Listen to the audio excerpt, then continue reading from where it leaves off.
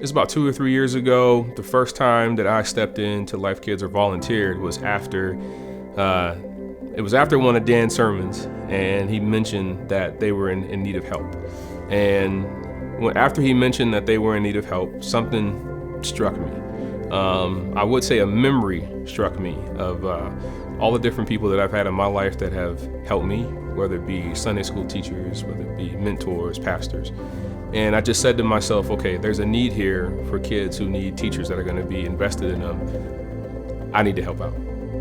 One of my favorite things was seeing the kids worship. They really get into the songs.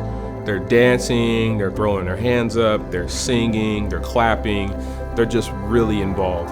And then the other thing that I liked about it was the time when you get to have one-on-one with your particular class, your particular group.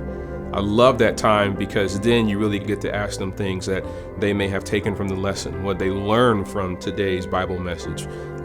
What are some things that are going on in their lives that they need prayer for? And you'd be amazed at some of the things that these kids so young are dealing with. I can remember talking to a kid, and he just said his family wasn't involved in the church. His parents weren't necessarily believers. And so the only time he would come to church is when his friends would bring him. I can only imagine what it was like for him to go through that in the context of, I don't have anyone who's here that can take me to church. I don't have anyone in my house that's a believer, but hopefully when I go to church, I have people who can invest in me. And it just hit me heavy. At that moment, that was kind of like an affirmation of like, yes, this is where God wants me to be at this particular moment. Our kids are the future church.